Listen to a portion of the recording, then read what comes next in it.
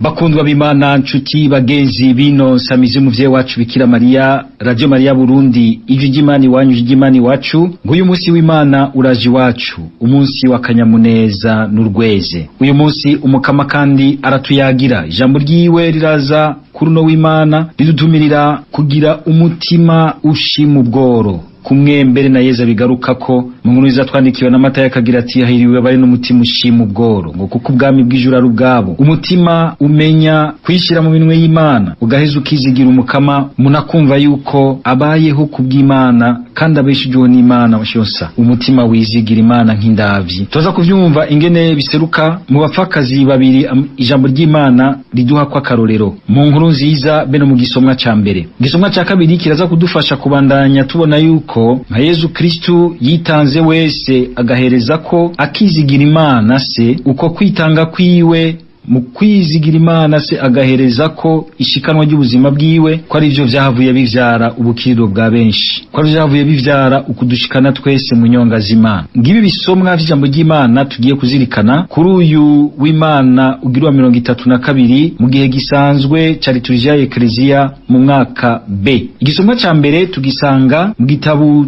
ca mbere c'abami mu kigabane c'17 kuva ku murongo w'10 gushika ku murongo wa 16. Izaburi y'ukwitsa iryo jambo ry'Imana ni Zaburi 145 canke 146 bivanye n'igitabo uri kurakoresha. Igisomwa ca kabiri tugikura mw'ibaruwa ryandikiwe Abahebreye mu kigabane c'9 kuva ku murongo wa 24 gushika ku murongo wa 28. Inkuru nziza ni inkuru za mukama wacu Yezu Kristu nk'uko twayandikiwe na Mariko Mweranda mu kigabane ca 12 kuva ku murongo wa 38 gushika ku murongo wa 44. Dutege yompi rero umukama atuyagire muri bisomwa byose tugiye gushikirizwa. Yaga mukama, umusavyi wawe aguteze yompi. Ivyo dusoma mu gitabo ca mbere c'abami. Muri irya minsi umuhanuzi Eliya yafashe inzira ija i Serepta, agishika kw'irembo ry'igisagara agize atyo abona umugore w'umupfakazi ariko aratoragura udukwi. Eliya aramuhamagara aramubarira ati, ntabarura ico wonzaniramwo utuzi two kunywa. Akiriko aragenda kuyazana aramuhamagara ati, urantabara unzanire n'utwo notamira. Wa mugore mwishura ati, ndakurahiye Imana nzima ko ataco mfise co kurya atari agafu kari kurushi gasigaye mu gaseke n'uturanguzwa tw'amavuta mu gakarabo. Mbere bungire ntoragura udukwi tubiri kugira ngo ngende muhira ndakicumbire twe n'umwana wanje tukarye duheze duhwere. Eliya aramwishura ati, ntutinye, genda ugire nk'uko uvuze, mugabo ubanze uncumbire gatoya ukanzanire hano uheze ubone kwicumbira mwe n'umwana wawe, kuko ariko umukama Imana Isirayeli avuze ngo muri ako gaseke ifu ntizokwigera ihera, no muri ako gakarabo amavuta ntazokama gushika umunsi umukama azorekurira imvura kw'isi. Nuko rero aragenda agira nk'uko Eliya yavuze, kandi uwo mugore abo mu rugo rwiwe be na Eliya babifungura igihe kirekire. Ifu ntiyahera muri ako gaseke, amavuta nayo ntiyakama muri ako gakarabo nk'uko umukama yari yabivuze aciye kuri Eliya. Iryo ni ijambo ry'Imana.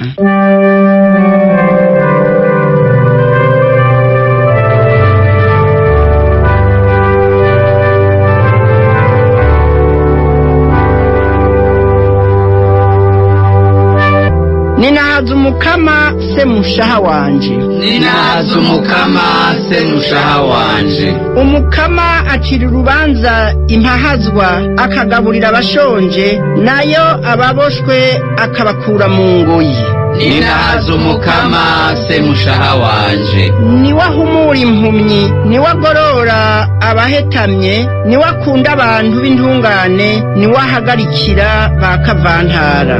Ninahaza umukama se mushaha wanje. Niwe arwanira abapfakazi n'imfuvyi, ariko inzira y'abakora ikibi akayizimira.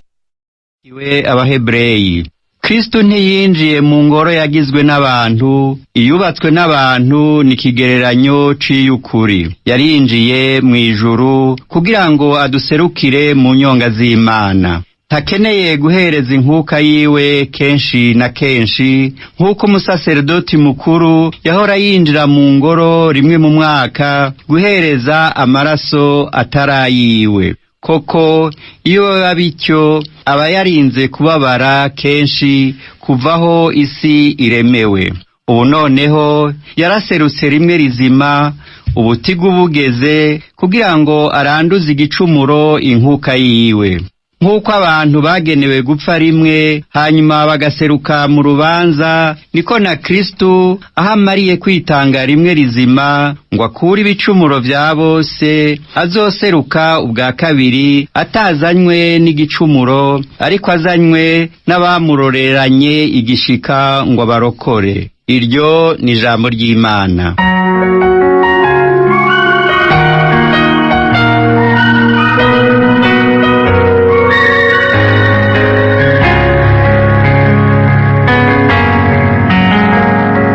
Ivyo dusoma mu nkuru za Mukama wacu Yezu Kristo nk'uko twayandikiwe na Mariko Mweranda ni mu kigabane ca 12 kuva ku murongo wa 38 gushika ku murongo wa 44. Umunsi umwe Yezu yabari ishengero ry'Abayahudi ati, muririnda abigisha bakunda kwambara imitamana iremvye, kugirwako bwakeye ku mbuga habona, kwicara ku ntebe z'imbere mu masinagoga, kwitanganiza imbere mu batumire, bakongera bakarya utuntu tw'abapfakazi, bakivugisha ibisabisho birebire, urubanza bazocirwa nagahambaye. Hanyuma Yezu yicara imbere y'ishinguriro ry'amaturo y'igisengero, ararabaho ishengero ritereramwo ifeza. Abakungu benshi batereramwo menshi, haza rero umupfakazi w'umurushwa nawe ateramwo ikuta n'isenge. Buno nyene Yezu akibura abigishwa biwe arababwira ati, nukuri ndababwiye, urya mupfakazi yabarushije bose. Abandi bose bashizemwo umusesekara, ariko we yakoze mu bworo bwiwe, yatanze itunga ryiwe ryose, ivyari kumutunga vyose. Nitwakirize yompi iyi nkuru nziza y'urukiza.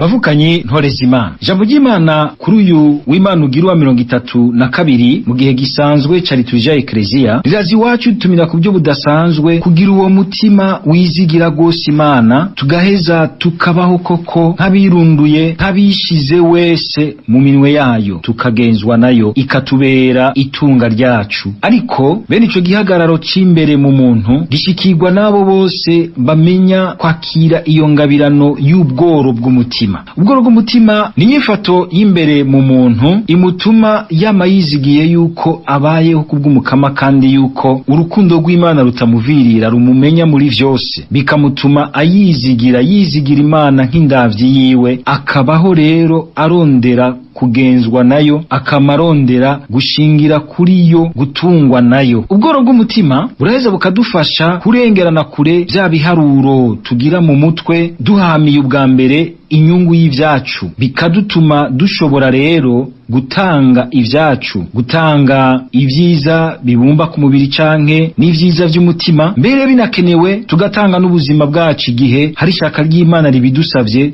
canke irindi jambo ry'Imana ryose rije bidusaba. Umuntu agaheza akagaragariza Imana koko muri ubwo buryo ko urukundo ayifitiye atari amajambo gusa, ariko vy'ukuri ko yahisemwo gukurikira umukama, ko yagomwe Imana nk'itunga ryiwe rya mbere kandi n'irya nyuma mu buzima bwiwe. Mu gisomwa ca mbere turumvise uyu muhanuzi Eliya, naho yari umuntu ahambaye gute, akora ibitangaro bikomeye, yakirijwe ubuzima n'uyu mupfakazi w'i Sarepta, yemeye kwirundura arishira mu minwe y'Imana be n'ijambo uwo muhanuzi amuzaniye. Niho rero igitangaro cyo gushobora kuronka ibibatunga ku munsi bikwiye cahavuye kiranguka. Burya ukwemera gutuma twishira wese mu minwe y'Imana niko kwatumye uyu mupfakazi w'i Sarepta abona akanyamuneza kukwakira, kukuronka mu minwe y'Imana ibimutunga ku munsi we na Eliya. Ariko na cane cane niho yahavuye aronka iyindi nyungu ikomeye cane y'ukwizigira yuko mu buzima bwiwe yo kwamaremye ko ko umushobora vyose amuzi kandi amuhoza ko umwitwariko w'urukundo akamubeshaho umwanya ku mwanya. Ariko kandi vyarabereye icigwa gikomeye umuhanuzi Eliya, naho harimwo ububasha bwo gukora ibitangaro, nta Imana imurekurira na gato gukora igitangaro cyo gushobora gukora imikate canke ibindi bifungurwa ngo yigaburire wenyene. Imana ikamwereka ko ategerezwa gukenera urya mupfakazi w'i Sarepta kugira ngo azamufashe kujabuka ibihe vy'inzara vyari vyateye, naho yari umupaganikazi. Twibuke ingene abayahudi bamanye agakengere kadasanzwe ku bapagani. Aha rero ijambo ry'Imana riratwigisha yuko two kwitonda mu buzima, ntihagire n'umwe dukengera canke tugaya turabira munsi y'ikirenge cacu ngo nuko ari umworo canke ko tumurusha itunga. Iyo umuntu azi kubaho koko nk'umuntu agendera imbere y'Imana, nk'umuhanuzi, nk'umuntu w'Imana koko vy'ukuri, nk'umuntu asenga vy'ukuri, bakabona akumva neza muri uyo muntu wundi aca ku nzira y'ubuzima bwiwe, uyo muntu Imana icisha ku nzira y'ubuzima bwiwe, ko ari ingabirano idasanzwe ahawe n'ubugwaneza bw'Imana kugira ngo imuzanire urukiza urucanke ruriya mu buzima bwiwe. Uyo muntu kumba urukengera, uyo nyene arimwo ikintu Imana ishaka kugukorera co kuzanira urukiza kuri uruhande canke ruriya rw'ubuzima bwawe. Mu nkuru nziza Yezu agaheza we akavunira urugohe abigishwa biwe kugira ngo abigishe kumenya guha agaciro koko nyako inyifato womenga ni ntonya mu maso y'abantu ariko ihambaye mu maso y'Imana. Kumenya guha agaciro ibintu vyose ariko umuntu amenye kubirabira mu kungena Imana yo nyene irimbura mu rukundo rwayo, mu kwisunga uburimbuzi nyene bw'Imana atari ukwisunga ibiboneka inyuma gusa. Ukurimbura kw'Imana gufatira mu mutima w'umuntu, kurabira mu mutima w'umuntu, ni kurabira gusa mu giserutsi inyuma. Kuri Yezu rero we yamarimbura afatiye ku burimbuzi bw'Imana nyene, akabona yuko ishikanwa ry'uyo mworo rihambaye, riremereye, ririmwo ikintu gikomeye c'agaciro gahambaye gusumba mbere ibifaranga vyinshi vyariko birashirwa mu maturo n'abatunzi bigaragaza ko batanga vyinshi bahambaye. Aha twibuke yuko haruguru gatonya yariko arakebura abigishwa biwe n'abandi bose bamwumviriza kwirinda abigisha mu nyifato yabo wamumenga bacambirwa ibintu vy'umwakaka, ibibanza vy'imbere, gukomerwa amashi no kugirwa bwakeye ahabona. Ivyo bikabatuma rero baca batakaza uburimbuzi bukomeye bw'Imana kubiba mu ngoro yayo, bikabatuma nabo nyene batirimbura mu mutima ikibakoresha, ingene bakoreshwa n'umunoho wo gutoka inyuma, hagukoreshwa n'urukundo koko rwose rinahazwa ry'Imana mu kwitwararika nyene abo boro, abo bapfakazi, ngo ahubwo ngo bakajya ivyabo. Yezu arashaka rero kwigisha abatumwa biwe n'abigishwa biwe kuko nabo nyene bazoronka ubukuru mu vy'Imana, agashima rero yuko boheza bakagaba kugira ngo ntibaze bagwe mu mitego y'ukugomba gutoka, kuboneka, kuniganira ibibanza vy'imbere. Ekleziya yo mu bihe vyose yamibangamiwe n'iyo nyoshambi y'ibintu vy'ubwibone, kugomba gutoka, ibintu vyo gukomerwa amashi no guterwa amateka yo mu vy'isi, hakusanga igumije umwitwarariko bwa mbere ku bukiriro nyabwo bw'imitima n'ubuzima bw'abantu, na cane cane mbere abato bato, kugira ngo ntitugwe mu nyoshambi beniyo y'ugucambirwa ibintu vyo gukomerwa amashi. Hano mw'isi turategerezwa kwama twitwararika ibitubamwo, ibitugenza imbere muri twebwe, ngo tumenye kwiyambura ivyo vyose biduhenda, ukamenga ukugwiza, ugukomerwa amashi, ukugwiza ibintu, ukwiruka no kurunda amatungo dusanga turiko turiramwo abandi, umenga nivyo biduhaye iteka, nivyo biduhaye ko abantu bahambaye muri ubu buzima. Aha rero tubitahure neza, suko umenga tugomba guhayagiza ubworo canke ubutindi hibambewe, ahubwo turategerezwa gukora tukitanga rwose nk'abantu b'Imana kugira ngo twigizeyo ubukene, ubutindi, ivyo vyose bicyoza iteka ry'umuntu, harimwo mbere n'ubworo bwo mu bikenurwa vyo mu buzima bwa misi yose. Ariko na cane cane ngaha iki jambo ry'Imana rigomba kudufasha ni kugira ngo ntitugwe muri uyo mutego wo kwibaza yuko amatungo, umusesekara w'ibintu wose ko vyama ari umugisha w'Imana, kuko Imana yibona kure irashobora gusanga ari binyegeje, ahubwo ubutindi bw'umutima butagira uko bungana. Mbega ivyo utunze, uyo musesekara ushobora no guseruka ugatangamwo amashikanwa menshi mw'iparuwase, mu buzima bucanke buriya mu vy'Imana, mbere mbere abantu bose bakagutangarira umenga uri gitangaza. Mbega ayo matungo wayakuye hehe ubwa mbere? Uyarondera mu nzira iyihe? Anyegeje iki vy'ukuri mu buzima bwawe, canke ubitanga urondera iki vy'ukuri? Hari abo amatungo yabo vy'ukuri ari umugisha n'umuhezagiro w'Imana, Imana ibasesekarize mbere. Hari n'abandi amatungo yabo anyegeje akarenganyo, anyegeje ububisha, amatungo yabo mbere afise igikumu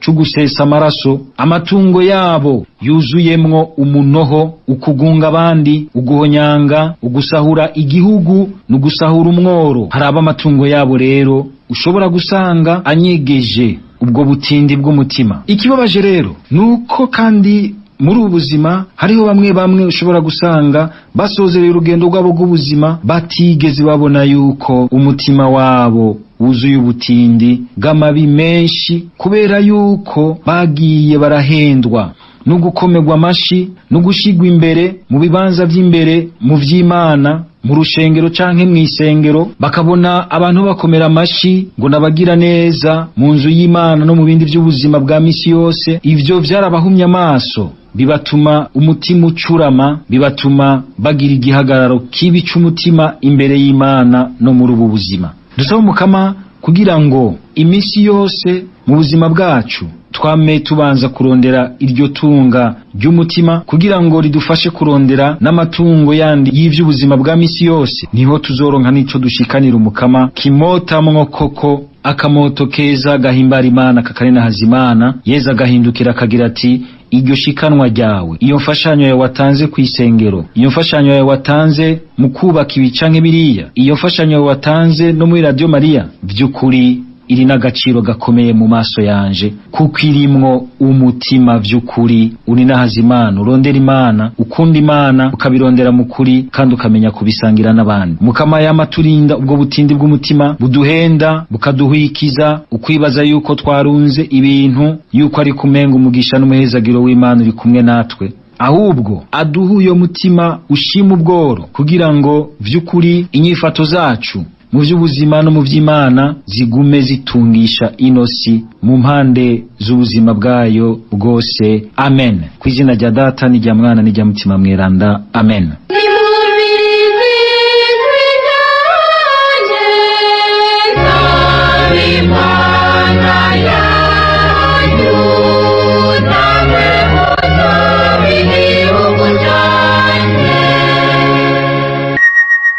Lecture du premier livre des rois. En ces jours-là, le prophète Élie partit pour Sarepta, et il parvint à l'entrée de la ville. Une veuve ramassait du bois. Il l'appela et lui dit, « Veux-tu me puiser avec ta cruche un peu d'eau pour que je boive ?» Elle alla en puiser. Il lui dit encore, « Apporte-moi aussi un morceau de pain. » Elle répondit, « Je le jure, par la vie du Seigneur ton Dieu, je n'ai pas de pain. J'ai seulement dans une jarre une poignée de farine et un peu d'huile dans un vase. Je ramasse 2 morceaux de bois. Je rentre préparer pour moi et pour mon fils ce qui nous reste. Nous le mangerons et puis nous mourrons. » Élie lui dit alors, « N'aie pas peur, va, fais ce que tu as dit, mais d'abord, cuis-moi une petite galette et apporte-la-moi. Ensuite, tu en feras pour toi et ton fils. Car ainsi parle le Seigneur, Dieu d'Israël. Jarre de farine, point ne s'épuisera. Vase d'huile, point ne se videra.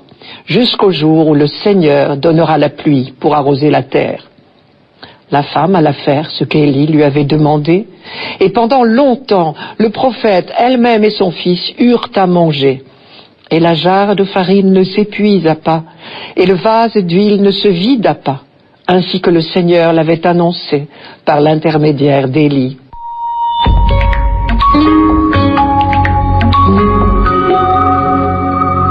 Nous sommes au IXe siècle avant Jésus-Christ, puisqu'il s'agit du grand prophète Élie. Et plus précisément, nous sommes sous le règne du roi Akab et de la reine Jézabel, vers 870. Or, Jézabel n'est pas une fille d'Israël, elle est la fille du roi de Sidon. En l'épousant, Akab a pratiqué une politique d'alliance, ce que les rois font souvent. Mais il a pris un risque, car le mariage avec une étrangère, donc une païenne, est le premier pas vers l'apostasie, on le sait bien. Voici le palais, la ville, bientôt le peuple, ouvert à l'idolâtrie. Car la jeune reine païenne a apporté avec elle ses coutumes, ses prières, ses statuts, ses prêtres. Désormais 400 prêtres de ce culte idolâtre paradent au palais et prétendent que Baal est le vrai Dieu de la fertilité, de la pluie, de la foudre et du vent. Quant au roi Akab, trop faible, il laisse faire. Pire, il trahit sa propre religion et il a poussé l'apostasie jusqu'à construire un temple de Baal dans sa capitale, Samarie. Pour le prophète Élie et les fidèles du Seigneur, c'est la honte. Car le premier des commandements était « Tu n'auras pas d'autre Dieu que moi ». C'était le béaba, en quelque sorte, de l'alliance avec le Dieu de Moïse. Dieu seul est Dieu. Toutes les idoles ne servent à rien. Évidemment, si Élie jouait son rôle de prophète, il ne pouvait que s'opposer à la reine Jézabel, ce qui n'a pas manqué. Mais comment prouver que les idoles ne sont rien que des statues impuissantes ? C'est à ce moment-là précisément qu'intervint en Israël une grande sécheresse. Élie saisit l'occasion. « Ah, vous prétendez que Baal est le Dieu de la pluie. Eh bien moi, Élie, je vais vous montrer que le Dieu d'Israël est l'unique et que tout, pluie ou sécheresse, vient de lui et de personne d'autre. On va voir ce qu'on va voir. » Notre texte d'aujourd'hui se situe à ce moment-là. Prévenu par Dieu, Élie a déclaré solennellement « Par la vie du Seigneur, le Dieu d'Israël, au service duquel je suis, il n'y aura ces années-ci ni rosée ni pluie, sinon à ma parole. » Traduisez, Dieu est le seul maître des éléments, vos Baals n'y peuvent rien. Puis Élie est parti se mettre à l'abri à Sarepta, près de Sidon. Voici donc notre grand prophète mendiant. Téléguidé par Dieu, c'est vrai, mais mendiant quand même, et réduit à demander à une inconnue « Apporte-moi un morceau de pain ». La femme, elle aussi, est une pauvre, le texte le dit assez. « Je le jure par la vie du Seigneur ton Dieu, je n'ai pas de pain. J'ai seulement dans une jarre une poignée de farine, un peu d'huile dans un vase. Je ramasse 2 morceaux de bois. Je rentre préparer pour moi et pour mon fils ce qui nous reste. Nous mangerons, et puis nous mourrons. Sous-entendu, ce sera notre dernier repas, puisque ce sont mes dernières provisions. » Mais puisque Dieu a parlé, il faut oser la confiance. Et c'est bien le rôle du prophète de le rappeler. N'aie pas peur, va, fais ce que tu dis. Mais d'abord, cuis-moi une petite galette et apporte-la-moi. Ensuite, tu feras du pain pour toi et ton fils, car ainsi parle le Seigneur, Dieu d'Israël. Et elle est magnifique cette phrase. Jarre de farine, point ne s'épuisera, vase d'huile, point ne se videra. Jusqu'au jour où le Seigneur donnera la pluie pour arroser la terre. On sait la suite, magnifique, sur le plan théologique autant que littéraire. Et la jarre de farine, point ne s'épuisa, et le vase d'huile, point ne se vida, ainsi que le Seigneur l'avait annoncé par la bouche d'Élie. Mais pour cela, il a fallu que la veuve de Sarepta, qui est une païenne, joue sa vie, puisqu'elle donne la totalité du peu qui lui reste sur la parole du Dieu d'Israël. L'intention de l'auteur de notre texte est claire. Le peuple, bénéficiaire de toutes les sollicitudes de Dieu, ferait bien de prendre exemple sur certains païens. Alors que le peuple élu crève de faim et de malheur, sur sa terre retombée dans l'idolâtrie, des païens peuvent bénéficier des largesses de Dieu, simplement parce qu'ils ont fait confiance. Et la femme de Sarepta a même entendu Dieu lui parler, lui ordonnant de ravitailler le prophète. Ce qui revient à dire, la parole de Dieu, mes frères, résonne aussi en terre païenne, qu'on se le dise. La grande leçon de ce passage, enfin, c'est la sollicitude de Dieu pour ceux qui lui font confiance.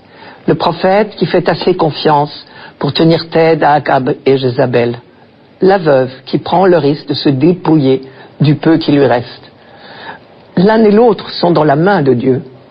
L'un et l'autre seront comblés au-delà de leur attente. Tout de suite, le psaume.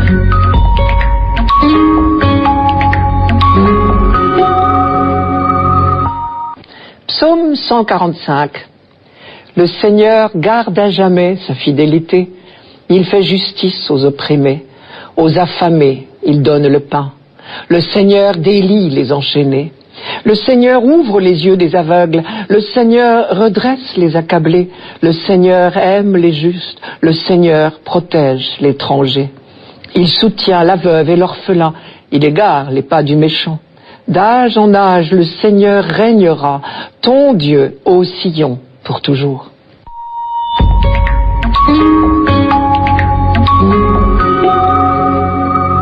Le Seigneur fait justice aux opprimés, aux accablés, aux affamés.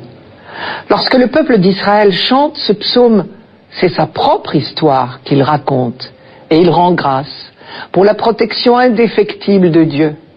Opprimé, accablé, affamé, Israël a connu toutes ces situations. L'oppression en Égypte, pour commencer, dont Dieu l'a délivré à main forte et à bras étendus, comme ils disent. Et plus tard, l'oppression à Babylone. Et là encore, Dieu est intervenu. Et ce psaume, d'ailleurs, a été écrit après le retour de l'exil à Babylone, peut-être pour la dédicace du temple restauré. Le temple avait été détruit en 587 avant Jésus-Christ par les troupes du roi de Babylone, Nabuchodonosor. 50 ans plus tard, en 538, quand Cyrus, roi de Perse, ayant vaincu Babylone à son tour, a autorisé les Juifs qui étaient esclaves à Babylone à rentrer en Israël et à reconstruire leur temple, la dédicace de ce temple rebâti a été célébrée dans la joie et dans la ferveur. Et ce psaume est donc tout imprégné de la joie du retour au pays. Une fois de plus, Dieu vient de prouver sa fidélité à son alliance. Il a libéré son peuple.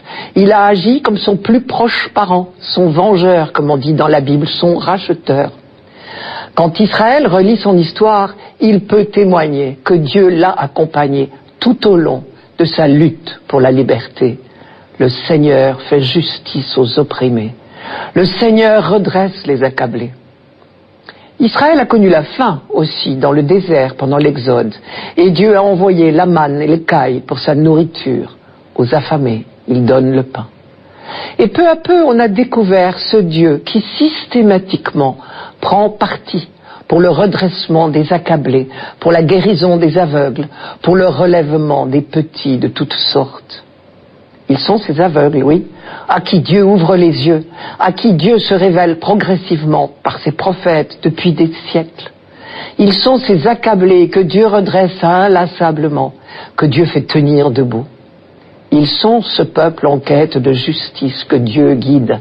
Dieu aime les justes. C'est donc un chant de reconnaissance qu'il chante ici. Vous avez remarqué l'insistance sur le nom Seigneur. Ici, il traduit le fameux nom de Dieu, le nom révélé à Moïse au buisson ardent, les 4 lettres YHVH qui disent la présence permanente, agissante, libérante de Dieu à chaque instant de la vie de son peuple.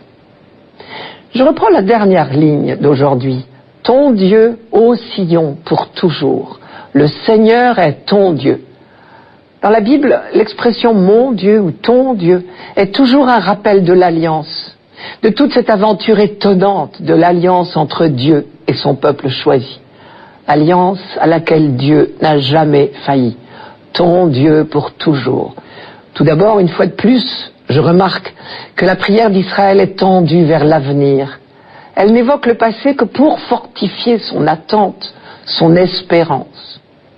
Ensuite, l'insistance sur le futur, pour toujours, vise également à fortifier l'engagement du peuple. Il est bien utile de se répéter ce psaume, non seulement pour reconnaître la simple vérité de l'œuvre de Dieu en faveur de son peuple, mais aussi pour se donner une ligne de conduite. Car, en définitive, cet inventaire est aussi un programme de vie. Si Dieu a agi ainsi envers Israël, celui-ci se sent tenu d'en faire autant pour les autres. Tous les exclus du monde et de nos sociétés ne connaîtront l'amour que Dieu leur porte qu'à travers le comportement de ceux qui en sont les premiers témoins. D'où l'insistance de la loi de Moïse et des prophètes sur ce point. Pour commencer, la loi était prescrite pour éduquer le peuple à se conformer peu à peu à la miséricorde de Dieu. Et pour cette raison, elle comportait de nombreuses règles de protection des veuves, des orphelins, des étrangers. Parce que Dieu mène inlassablement son peuple, et à travers lui l'humanité tout entière, sur un long chemin de libération, la loi n'avait qu'un objectif, faire d'Israël un peuple libre, respectueux de la liberté d'autrui. Quant aux prophètes, c'est principalement sur l'attitude par rapport aux pauvres et aux affligés de toutes sortes qu'il jugeait de la fidélité d'Israël à l'Alliance. Si on fait l'inventaire des paroles des prophètes, on est bien obligé d'admettre que leur rappel à l'ordre porte majoritairement sur 2 points, qui nous surprennent peut-être. D'abord, une lutte acharnée contre l'idolâtrie, nous l'avons vu avec Élie dans la première lecture, et deuxièmement, les appels à la justice et au souci des autres, jusqu'à oser dire de la part de Dieu, c'est la miséricorde que je veux, et non les sacrifices, la connaissance de Dieu et non les holocaustes, c'est oser. Ou encore, on t'a fait savoir, ô homme, ce qui est bien, ce que le Seigneur exige de toi, rien d'autre que respecter le droit, aimer la fidélité et marcher humblement avec ton Dieu. Pour terminer, vous connaissez la phrase du livre de Ben Sirac, les larmes de la veuve coulent sur les joues de Dieu. Siracide chapitre 35, verset 18. Le peuple d'Israël en est certain. Ce sont toutes les larmes de tous ceux qui souffrent qui coulent sur les joues de Dieu.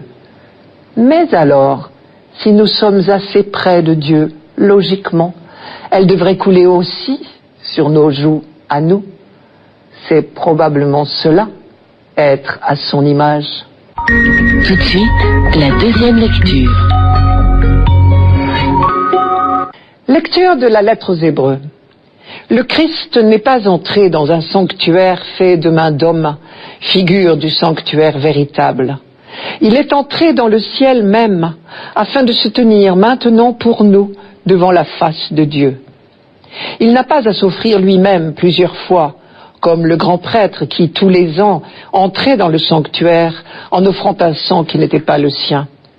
Car alors, le Christ aurait dû plusieurs fois souffrir la passion depuis la fondation du monde.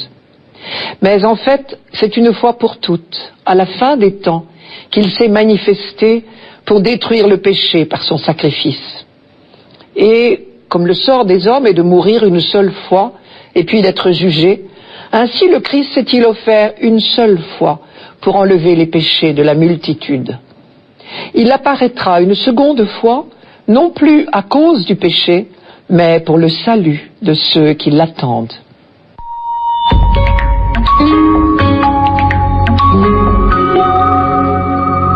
L'auteur de la lettre aux Hébreux, nous l'avons vu depuis plusieurs semaines, s'adresse à des chrétiens d'origine juive qui ont peut-être quelque nostalgie du culte ancien. Dans la pratique chrétienne, il n'y a plus de temple, plus de sacrifices sanglants. Est-ce bien cela, ce que Dieu veut? Alors notre auteur reprend une à une toutes les réalités, toutes les pratiques de la religion juive, et il démontre que tout cela est périmé. Aujourd'hui, il s'agit surtout du temple, appelé le sanctuaire. L'auteur précise, il faut distinguer le vrai sanctuaire dans lequel Dieu réside, c'est-à-dire le ciel même, et le temple construit par les hommes, qui n'en est évidemment qu'une pâle copie. Les Juifs étaient particulièrement fiers, et à bon droit, de leur magnifique temple de Jérusalem. Pour autant, ils n'oubliaient jamais que toute construction humaine reste humaine, par définition, et donc faible, imparfaite, périssable. De surcroît, personne non plus en Israël ne prétendait enfermer la présence de Dieu dans un temple, même immense. Le tout premier bâtisseur du temple de Jérusalem, le roi Salomon, disait déjà « Est-ce que vraiment Dieu pourrait habiter sur la terre? Les cieux eux-mêmes et les cieux des cieux ne peuvent le contenir. Combien moins cette maison que j'ai bâtie ?» On a donc toujours su, dès l'Ancien Testament, que la présence de Dieu n'était pas limitée à la tente de la rencontre pendant l'Exode, ni plus tard au temple de Jérusalem. Mais on recevait ce lieu de prière comme un cadeau. Dans sa miséricorde, Dieu avait accepté de donner à son peuple un signe visible de sa présence. Désormais, pour les chrétiens, le vrai temple, le lieu où l'on rencontre Dieu, n'est plus un bâtiment. L'incarnation de Jésus-Christ a tout changé. Désormais, le lieu de rencontre entre Dieu et l'homme, c'est Jésus-Christ, le Dieu fait homme. Sous une autre forme, c'est ce que saint Jean explique au lecteur de son évangile dans l'épisode des vendeurs chassés du temple. La lettre aux Hébreux dit la même chose. Restons greffés sur Jésus-Christ, nourrissons-nous de son corps, ainsi nous sommes mis en présence de Dieu. Lui, il est entré une fois pour toutes dans le sanctuaire véritable et il se tient devant la face de Dieu. Ce sont les termes que l'on employait pour parler du sacerdoce. Je reprends le texte. Le Christ n'est pas entré dans un sanctuaire fait de main d'homme, figure du sanctuaire véritable. Il est entré dans le ciel même, afin de se tenir maintenant pour nous devant la face de Dieu. Quand y est-il entré ? Par sa mort, bien sûr. Une fois de plus, nous voyons la place centrale de la croix dans le mystère chrétien pour tous les auteurs du Nouveau Testament. Un peu plus loin, au chapitre 10, l'auteur de la lettre aux Hébreux précisera que cette mort du Christ n'est que le point d'orgue d'une vie tout entière offerte, et que quand on parle de son sacrifice, il faut bien entendre l'acte sacré que fut toute sa vie, et non pas seulement les dernières heures de la Passion. Pour l'instant, le texte que nous avons sous les yeux parle seulement de la Passion du Christ et de son sacrifice, sans préciser davantage. Il oppose le sacrifice du Christ à celui qu'offrait le grand prêtre d'Israël chaque année, au jour du Yom Kippour, littéralement jour du pardon.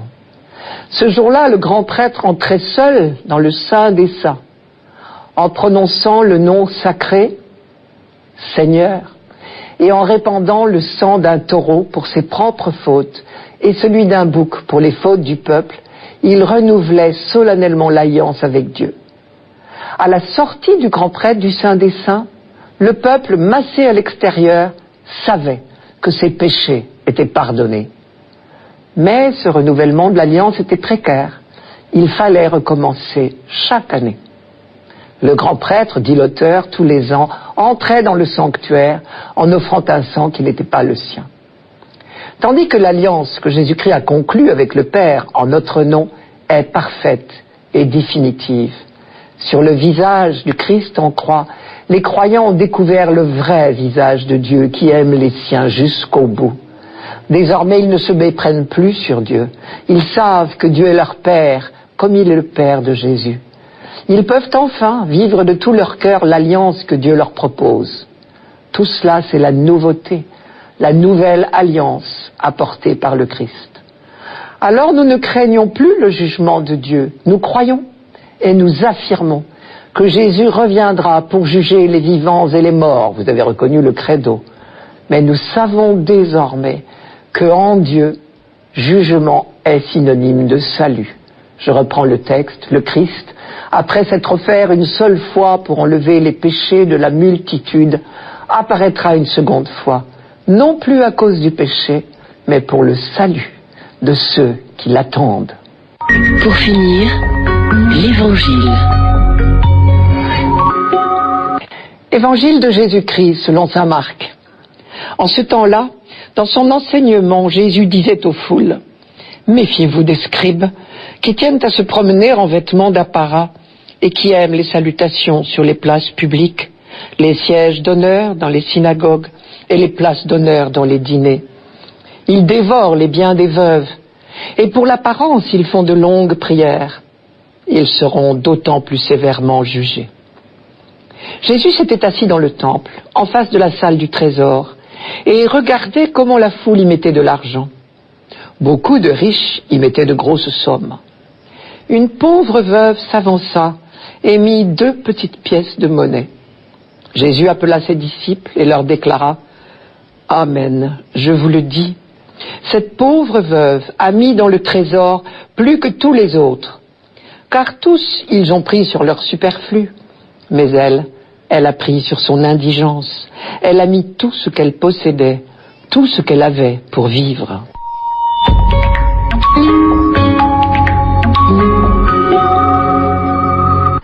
Les scribes jouissaient d'une grande considération au temps de Jésus, et elle était généralement justifiée. Qui étaient-ils?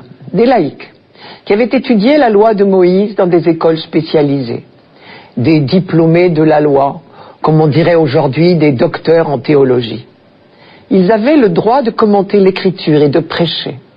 Ils siégeaient au Sanhédrin, le tribunal permanent de Jérusalem, qui se réunissait au temple 2 fois par semaine. Les meilleurs d'entre eux étaient nommés docteurs de la loi. Et le respect qu'on leur vouait était en réalité celui qu'on ressentait pour la loi elle-même. Le livre de Ben Sirac, ou le Siracide, consacre une page entière à l'éloge du scribe, je cite, celui qui s'applique à réfléchir sur la loi du Très-Haut, qui étudie la sagesse de tous les anciens et consacre ses loisirs aux prophéties. Il étudie le sens caché des proverbes.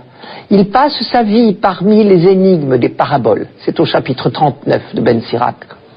Mais cette reconnaissance populaire pouvait bien monter à la tête de certains. Dans les synagogues, ils avaient des places réservées dans les premiers rangs. Et les mauvaises langues faisaient remarquer que ces places, curieusement, tournaient le dos aux tables de la loi et étaient situées face au public. Jésus manifeste une très grande liberté à leur égard. Dans les versets précédents, il a rendu hommage à l'un d'entre eux. Marc nous raconte, je cite, que Jésus, voyant que ce scribe avait fait une remarque judicieuse, lui dit « Tu n'es pas loin du royaume de Dieu ». Ici, en revanche, il semble les prendre à partie de façon plus générale. En réalité, ce n'est qu'une réponse au harcèlement dont il a été l'objet de la part de certains d'entre eux depuis le début de sa vie publique et qui lui a fait prendre conscience de la jalousie de certains à son égard. En effet, Marc a montré amplement tout au long de l'Évangile la méfiance grandissante des scribes contre Jésus. Leur jalousie s'est peu à peu muée en haine et a fait naître en eux l'idée de le faire mourir. Jésus est bien conscient de la haine dont il est l'objet, mais ce n'est pas cela qu'il leur reproche. À ses yeux, il y a plus grave. Il dévore les biens des veuves. Par là, il reproche à certains de profiter de leur fonction. On peut supposer que les scribes donnant des consultations, les veuves leur demandaient probablement des conseils juridiques, qui n'étaient pas gratuits, apparemment. Ils dévorent les biens des veuves et affectent de prier longuement. Ils seront d'autant plus sévèrement jugés. Phrase sévère, mais bien dans le style prophétique. On sait bien que l'endurcissement du cœur vient tout doucement si l'on n'y prend pas garde. Ceux qui sont visés ici prient longuement pour l'apparence, dit Marc, mais cette prière feinte, affectée, n'est évidemment pas une vraie prière, puisque ensuite ils volent les pauvres gens. Cela veut dire que leur prière ne les a pas rapprochés de Dieu. Traduisez, ils s'excluent eux-mêmes du salut. Et voici qu'une veuve se présente justement pour faire son offrande. Elle est pauvre, de toute évidence. Marc le dit 3 fois. Pauvre veuve, indigence. C'était malheureusement le cas général, car les veuves n'avaient pas droit à l'héritage de leur mari, et leur sort dépendait en grande partie de la charité publique. La preuve de leur pauvreté est dans l'insistance toute particulière de la loi de Moïse sur le soutien que l'on doit apporter à la veuve et à l'orphelin. Ce qu'un scribe ne peut pas ignorer, évidemment, lui, le spécialiste de la loi. La veuve donc s'avance pour déposer 2 piécettes. Et c'est elle que Jésus donne en exemple à ses disciples. Amen, je vous le dis, cette pauvre veuve a mis dans le tronc plus que tout le monde. Car tous ils ont pris sur leur superflu. Mais elle a pris sur son indigence. Elle a mis tout ce qu'elle possédait, tout ce qu'elle avait pour vivre. L'Évangile n'en dit pas plus. Mais la réflexion de Jésus à son sujet laisse entendre que sa confiance sera récompensée. Le rapprochement avec la première lecture de ce dimanche, la veuve de Sarepta, est suggestif. Comme la veuve de Sarepta avait donné ses dernières provisions au prophète Élie, celle du temple de Jérusalem donne ses derniers sous. Sans confiance en Dieu va jusque-là, jusqu'à prendre le maximum de risques, le dépouillement complet. Ces derniers conseils de Jésus à ses disciples prendront quelques jours plus tard un relief tout particulier. À leur tour, ils devront choisir leur attitude dans l'Église naissante. Le modèle que leur Seigneur leur a assigné, ce n'est pas l'ostentation de certains scribes et leur recherche des honneurs, mais la générosité discrète de la veuve et l'audace de tout risquer. C'était Paroles du dimanche, une émission présentée par Marie-Noël Tabu.